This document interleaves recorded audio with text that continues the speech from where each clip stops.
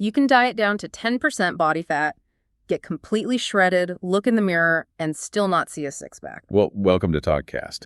I have to say, that is just a deeply unsettling reality check for anyone who has spent months obsessing over their physical condition. I mean, it really is the ultimate frustration. People deal with this constantly. If you are listening to this right now and you have been doing, 500 bicycle crunches a day and wondering why nothing is changing, this is the exact reality check you need. Right, because the logic of typical fitness advice, it just completely falls apart when you apply it to the stomach.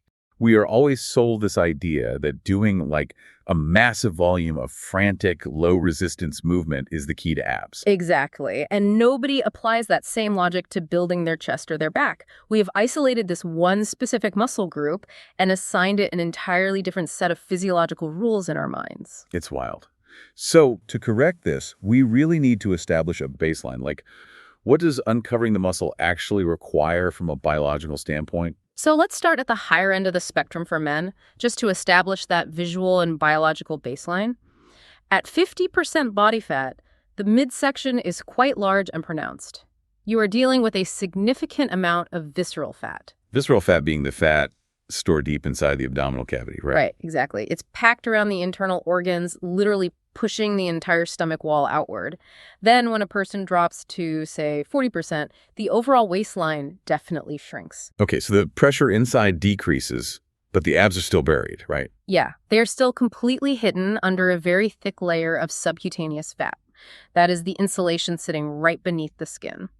Then, as you move down to 30%, the visual changes become much more apparent in clothing. I imagine that's when people start noticing their shirts fit differently. Exactly. The stomach becomes significantly flatter because a large portion of that subcutaneous layer has been oxidized for energy. You look noticeably smaller, but, you still don't have any visible abdominal definition when you look in the mirror without a shirt. Because the layer of fat is still too thick for the muscles to press through. So when do you actually start to see them? It is not until you reach the 20% mark that the abdominals just start to become faintly visible. At 20%, you might catch a faint shadow of the upper abdominals, but usually only under very specific, harsh overhead lighting. 20% is often where people start to feel a profound sense of accomplishment, but also, they get really impatient. Totally. They see that faint outline and just assume they're only a few days of aggressive dieting away from a magazine cover physique. But that final stretch is where the biological resistance truly begins. To see a well-defined six-pack, you really have to cut your body fat all the way down to 10%. And if you push even further down to like 6% body fat, you reach a state of being truly shredded. Right. Like every single fiber is visible.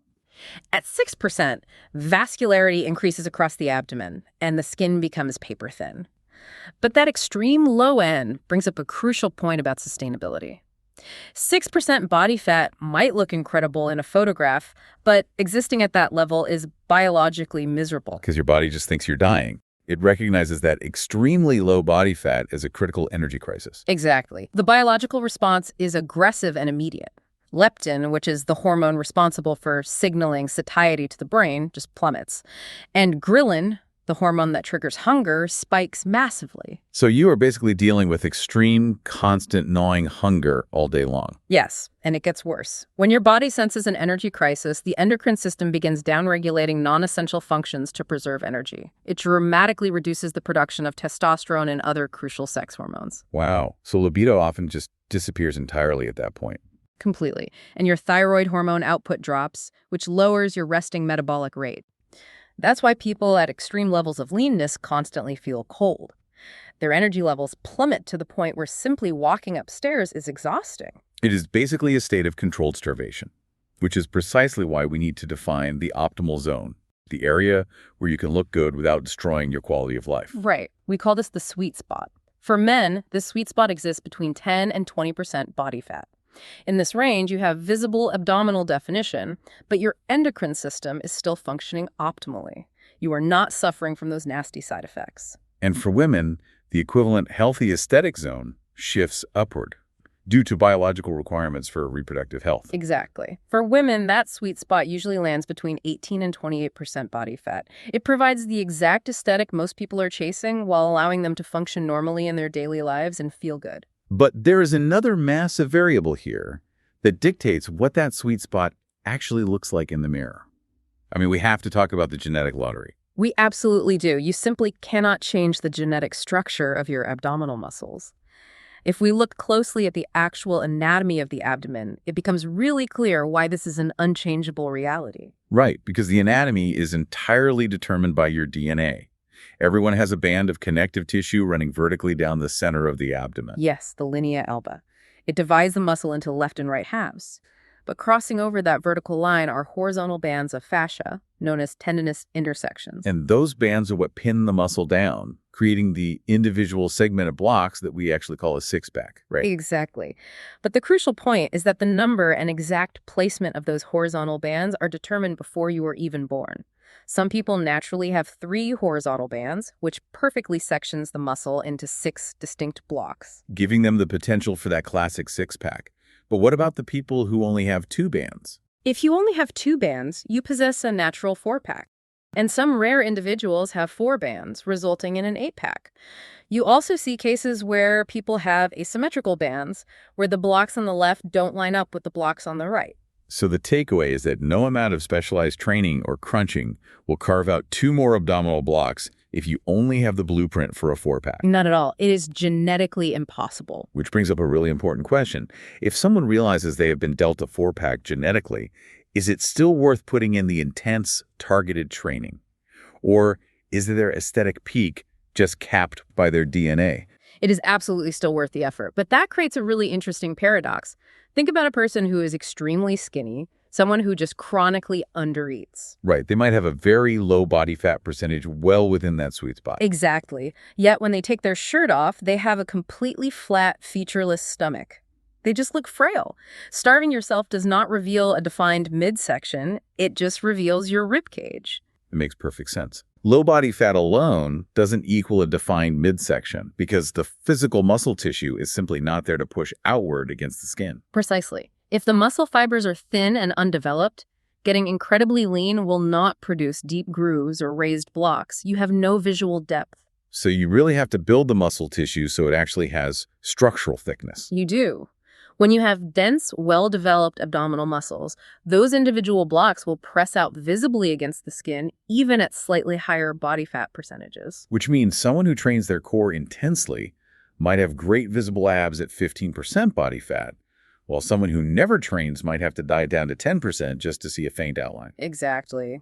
Regardless of whether your genetics gave you a 4-pack or an 8-pack, training is the mechanism that allows you to carry a healthier body fat percentage while still looking exceptionally fit. Okay, so if we accept that the abdominal muscles need to be thickened, we really have to look critically at the methods people use to do this, because the standard approach is entirely backward. It really is. When you walk into almost any commercial gym, you see people performing fast-paced, high-repetition abdominal circuits, 50 bicycle crunches, immediately into 60 mountain climbers, and then a minute of flutter kicks. All performed as rapidly as possible with 0 rest. And they're heavily marketed as fat-burning routines, right? Right, designed to just melt away stomach fat. But we know that targeted fat reduction, or spot reduction, is a biological impossibility. You cannot burn fat from a specific area by contracting the muscle underneath it. And even beyond the false promise of localized fat burning, these circuits fail completely at building muscle tissue too. They fail because they are essentially just light cardiovascular exercise performed on a yoga mat. You will elevate your heart rate, but you are completely missing the mechanical tension required for muscle growth. Because if you want a skeletal muscle to grow, you must apply the principle of progressive overload. You have to force the muscle fibers to adapt to heavy resistance. Exactly. Let's use an analogy. If you wanted to build broad, dense shoulder muscles, you would never pick up a pair of 1-pound pink dumbbells and do 200 frantic arm raises. Right. You instinctively know that would just make your shoulders burn, but it wouldn't build mass. You would pick a heavy weight for 8 to 12 reps and go close to failure. Yes. The abdominal muscles are identically structured to the muscles of your shoulders.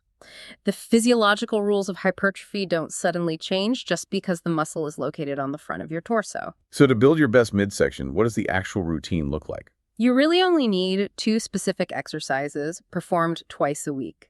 You need 1 weight-loaded crunch to target the upper and middle sections, and 1 leg raise variation to bias the lower abdominal region. Let's break down the weight-loaded crunch, because I feel like it contradicts a very common piece of fitness advice. People are constantly told to keep their backs perfectly straight during any exercise. Right, to avoid injury. So people wonder, how does intentionally rounding the back during a crunch safely stimulate the core? Well, when you are doing a heavy deadlift or squat, keeping the spine rigid is paramount because you are transferring massive vertical loads through your body. Any rounding is dangerous. Exactly, but a crunch is entirely different. The primary anatomical function of the rectus abdominis is spinal flexion. It exists structurally to pull your rib cage down toward your pelvis. So if you keep your back perfectly flat while doing a sit-up, your abdominals are just acting as stabilizers. They aren't lengthening and contracting through a full range of motion. Exactly. The actual movement of lifting your flat torso is being driven almost entirely by your hip flexors. To properly engage the abs, you must actively allow your lower back to round as you contract. The rounding is a biological necessity. So when you do a cable crunch, you kneel down, hold the rope behind your neck, and deliberately roll your spine forward. Right, squeezing the abdominal muscles forcefully. You should aim for 3 sets of 10 to 12 repetitions.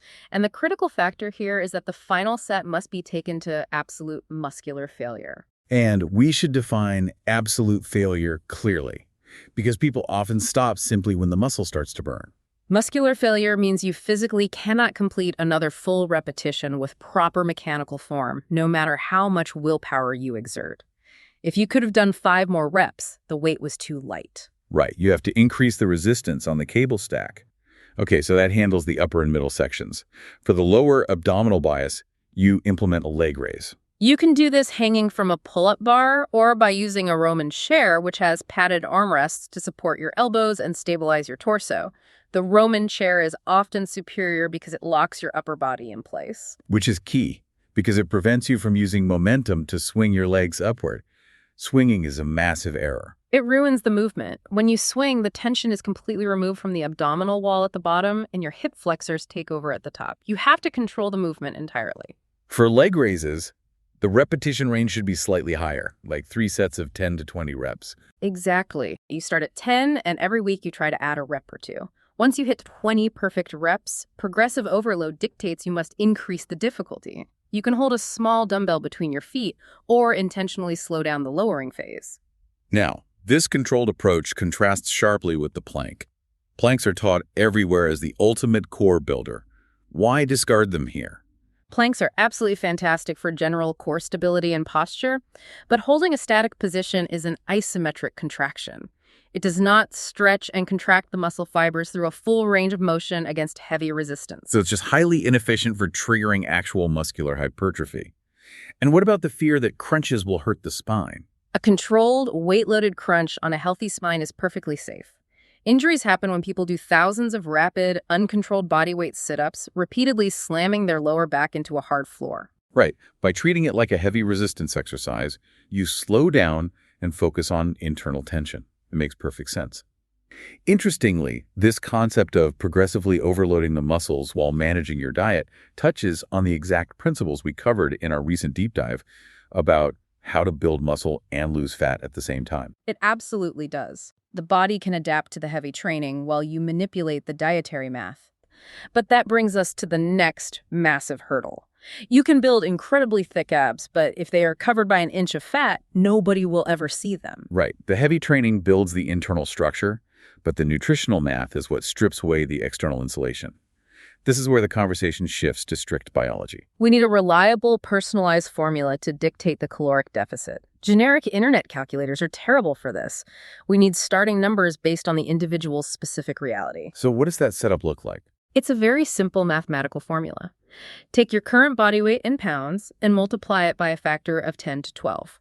If you weigh 200 pounds, your daily target will be between 2,000 and 2,400 calories. And the multiplier you choose just depends entirely on your daily non-exercise activity, right? Exactly.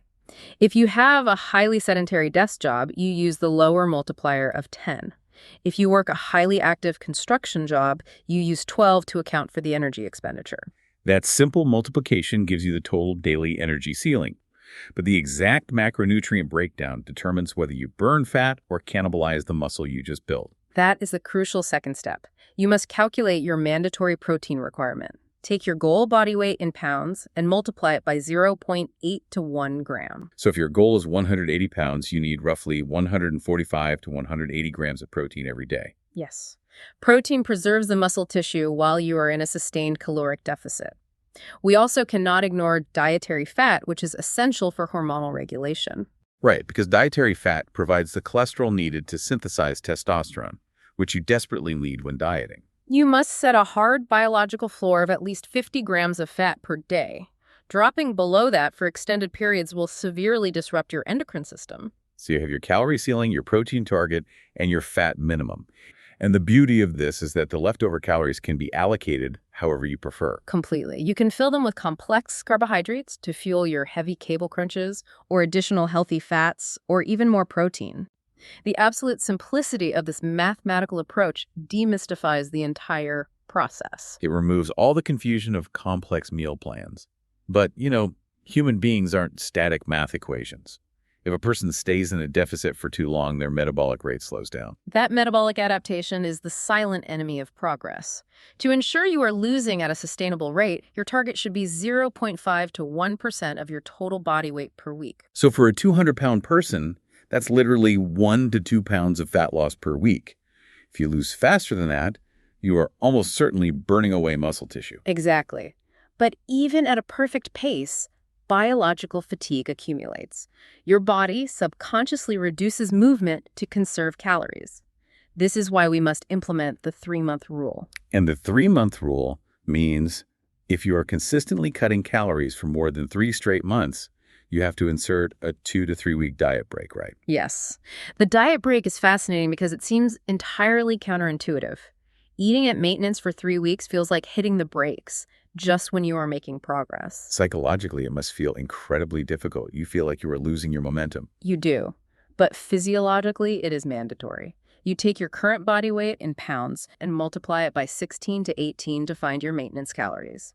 You eat at this higher level for 2 to 3 uninterrupted weeks. And that influx of energy sends a powerful signal to your endocrine system that the famine is over. Exactly. It reverses the metabolic slowdown, restores glycogen for training, and provides a massive psychological relief. The thyroid hormones upregulate back to baseline. Leptin rises, which reduces the hunger signals from ghrelin. So when you finally resume the deficit after those 3 weeks, your body responds far more efficiently. Now, what about food quality during all of this? The types of food you eat are immensely important for your health, your microbiome, and your energy.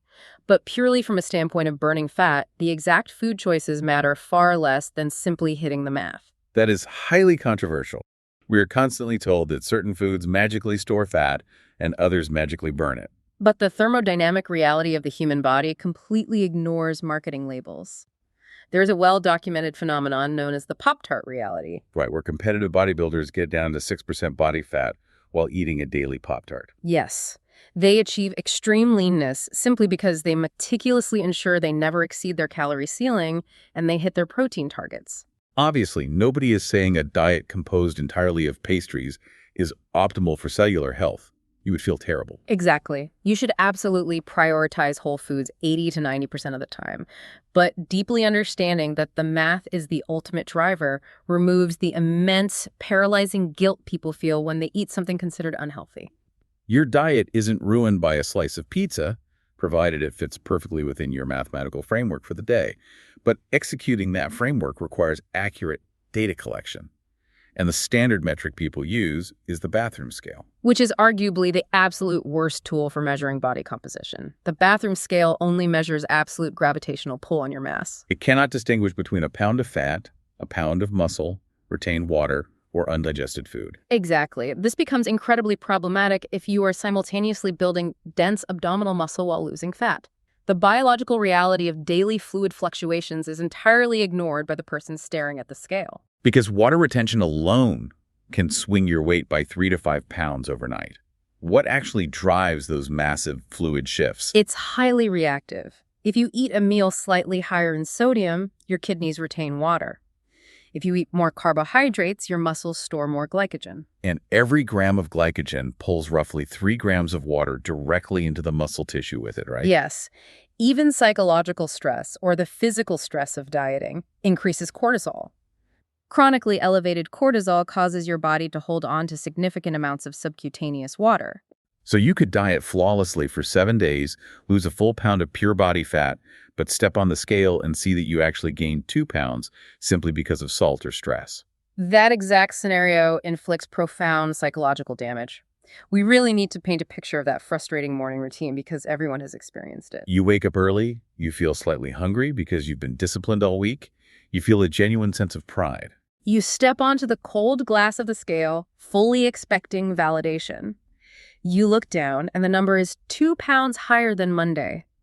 The emotional response is intense anger and confusion.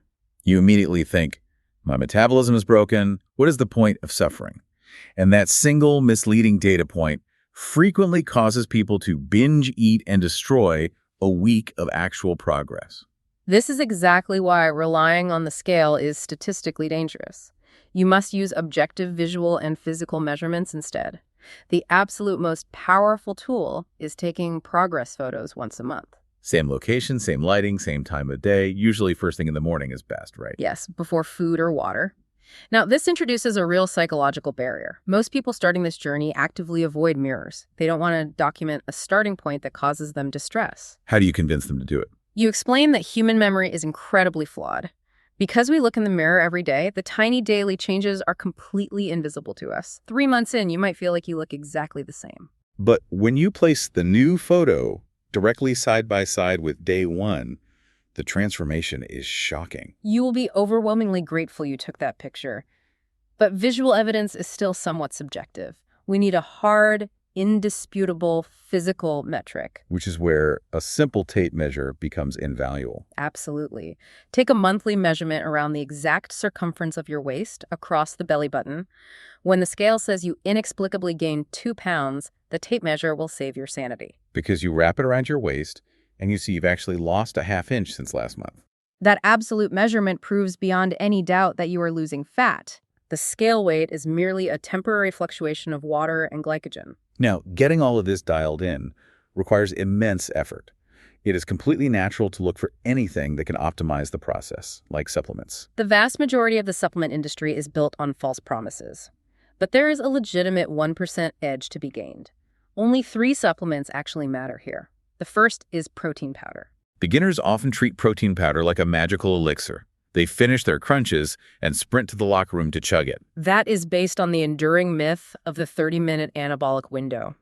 Magazines convinced people that if they didn't consume protein within 30 minutes, their workout was wasted. That's a complete biological fabrication. Muscle protein synthesis remains elevated for roughly 24 to 48 hours after training. Exactly. So protein powder offers no unique physiological advantage over eating chicken or Greek yogurt. It is simply a logistical tool. It solves a modern convenience problem. Because chewing and digesting 180 grams of protein from solid food every day is exhausting. Right. A quick shake is just a fast, easily digested way to hit your mathematical target without feeling overly full. It is not magic. The second supplement, however, operates very differently. Creatine monohydrate. It is heavily studied, but it carries a massive amount of unnecessary confusion. It does. Creatine actually solves a cellular energy problem. Your muscles use a molecule called ATP for explosive short-term energy, like when you do a heavy cable crunch. And creatine helps your body quickly regenerate that ATP between sets, right? Yes, allowing you to lift slightly heavier weights or achieve an extra repetition before true failure. Over months of training, those extra reps compound into a massive boost in strength and mass. The standard protocol is 5 grams a day. There is a persistent fear that creatine makes you hold water and look bloated. How does that align with wanting a defined midsection? That fear is based on a fundamental misunderstanding of where the water is stored. When you eat high sodium, your body stores water subcutaneously, directly under the skin. That blurs definition. But creatine operates differently. It acts as an osmolyte, pulling water directly inside the actual muscle cell itself. Precisely. It expands the actual volume of the muscle cell without adding any fluid to the subcutaneous layer. By pulling water deep inside the muscle fiber, it actually makes the abs look noticeably fuller and far more dense. So it actually enhances the deep grooves and definition. The only caveat is that roughly 25% of the population naturally walks around with fully saturated creatine stores, usually from eating red meat. So they are natural non-responders and won't notice a benefit. Finally, the last supplement addresses the mental fatigue of dieting. Caffeine. Caffeine solves the central nervous system fatigue problem. It operates as an adenosine receptor antagonist, meaning it blocks the brain from receiving the chemicals that signal fatigue. It provides the alertness you need to push through a heavy session when your calories are low. And it has a slight thermogenic effect, right? Very slight. It shouldn't be relied upon for fat loss. But the primary challenge with caffeine is that your body adapts to it rapidly. Right. If you drink 3 large cups of coffee a day for a month, you feel nothing from that first cup. You just drink it to avoid a withdrawal headache. Exactly. The central nervous system essentially upregulates the number of adenosine receptors to compensate for the constant stimulant, completely blunting its effectiveness. So if you want caffeine to remain a highly effective tool, you have to manage your tolerance. Save it for heavy training days, or cycle off it for a week or two every few months. You want it to provide an actual edge, not just act as a daily chemical crutch. When we connect all these distinct elements, we arrive at a truly logical system. It completely shatters the mainstream approach. It really does. We have completely dismantled the idea of starving yourself while doing thousands of useless sit-ups. The reality is built on 3 unbreakable pillars. First, you must treat the core like any other skeletal muscle and build the tissue using heavy progressive resistance, specifically weight-loaded spinal flexion and controlled leg raises. Second, you must strip away the biological insulation utilizing precise patient nutritional math, guided by a sustainable caloric deficit and a protein target. And third, you must rigorously track your physical progress using objective measurements like tape measures and monthly photos, completely ignoring the lies told by the bathroom scale. It is a profound shift in perspective. Getting a visible midsection is not a test of physical suffering. It's not about punishing your body. No, it is actually a supreme test of patience, structural consistency, and trusting the strict mathematical reality of your biology. It completely changes the goal from destroying yourself to quietly, intelligently building yourself. Consider this paradox before we go. The very system that keeps you alive, your body's brilliant ability to adapt to a lower calorie intake and fiercely protect your internal organs with a layer of fat, is the exact system you are trying to mathematically outsmart to see your six-pack. You aren't just fighting a lack of willpower. You are engaged in a precise daily chess match against the most sophisticated biological survival machine on Earth. Thanks for listening to TalkKast.